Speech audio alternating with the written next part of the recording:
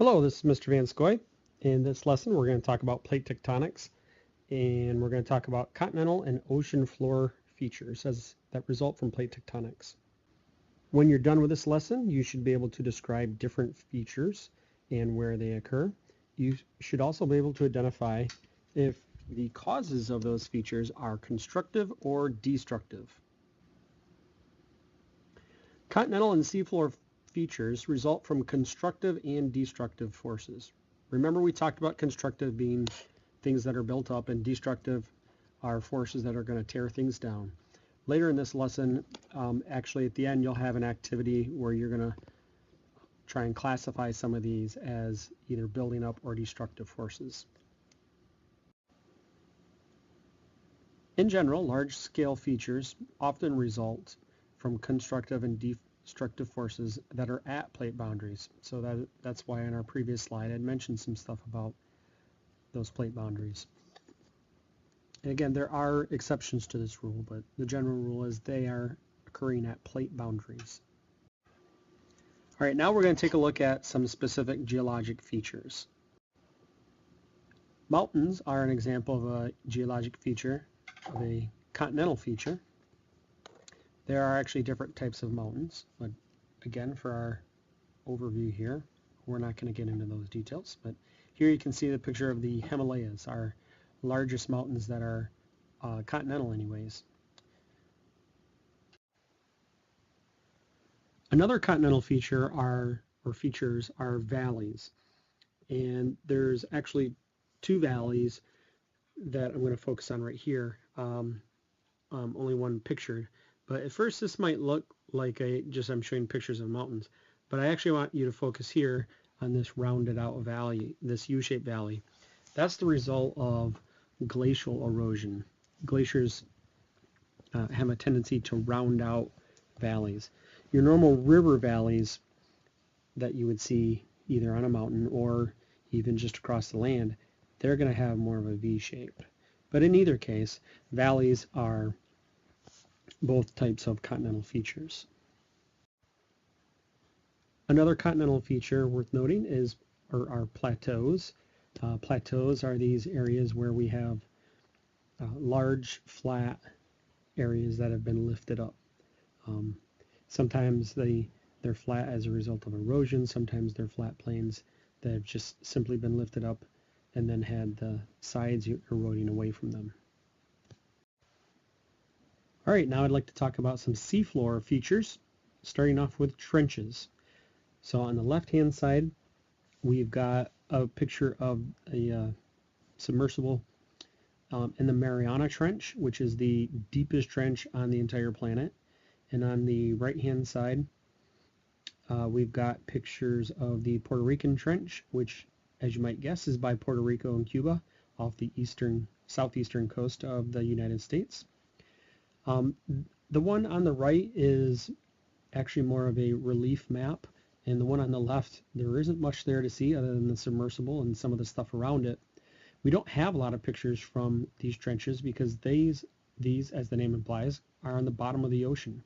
So trenches are different from valleys in that trenches form when two oceanic plates collide, or at least one oceanic plate is diving under another, leaving these deep, deep trenches on the ocean floor. Also, in the seafloor, we have ridges, most famously the Mid-Atlantic Ridge. This is actually a screenshot of a video that's exploring the mid-ocean ridge. If you go to our slides, you can search for, or you can go to this slide and actually play the video and see where the seafloor is ripping apart, which we talked about in some previous lessons. Another seafloor feature are seamounts. These are going to be the result of volcanic activity under the water on the ocean floor. And really, seamounts, at a kind of a basic level, these are going to be underwater volcanoes that just never have or haven't yet reached the surface. Seamounts.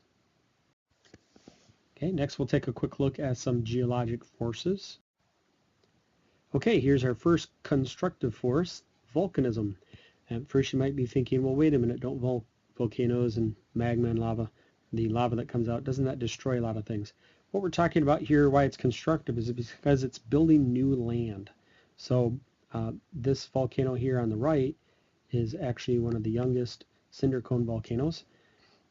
And so that's creating new land that wasn't there before in the form of a mountain or volcanic mountain.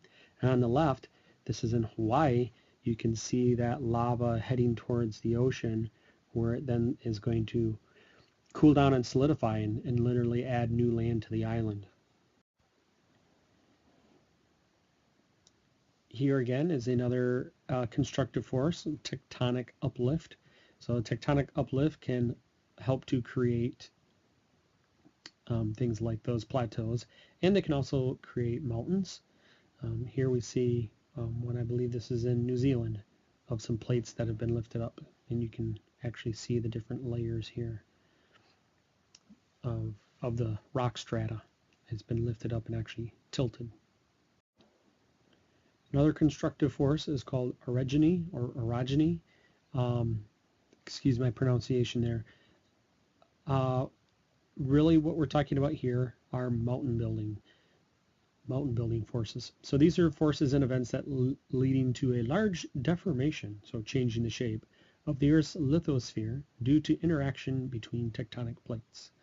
So again, kind of simplifying that up, we're talking about mountain building, whether it's fault block mountains or more often we kind of talk about a folding process. So you can see these lines here, the strata and the rock have been folded as it's been smooshed together. All right, now on to some destructive forces. So with destructive forces, we have things like weathering and erosion. To the right here, we have a picture of the Badlands. You can see the erosion taking place in these little water runoff here. You see both weathering and the erosion. Closer to home here, we've got a picture on the left in the Upper Peninsula of pictured rocks, and you can see where that rock has been eroded away along the edges, and kind of leaving us with those beautiful rock layers exposed. Okay, here's another example of destructive force, coastal erosion, and I've actually taken these pictures on our North Manitou Island trip. So those of you interested in the Science Inquiry class and the Science Inquiry research writing with Mr. Harrison, you'll get to see some of these neat features. So on the left here, we've got some coastal erosion, and you can see the grass roots trying to hold it in place, but the water kind of coming in and just washing that out. And then just kind of a larger view here of the beach on the right-hand side of the North Manitou Island. Keep in mind that different features have different rates of change. For example, volcanism is rapid, usually. Mountain building is slow, usually. There's always exceptions to those. And these are just a couple examples. I want you to think about some of these other tectonic geologic forces at work and processes, and if they happen fast or slow. And there's different factors, too, that can affect the rate of change. Okay, on our last slide here before the end, I've got a table to fill out. This is actually going to be an in-class activity. So this will be something we can complete together.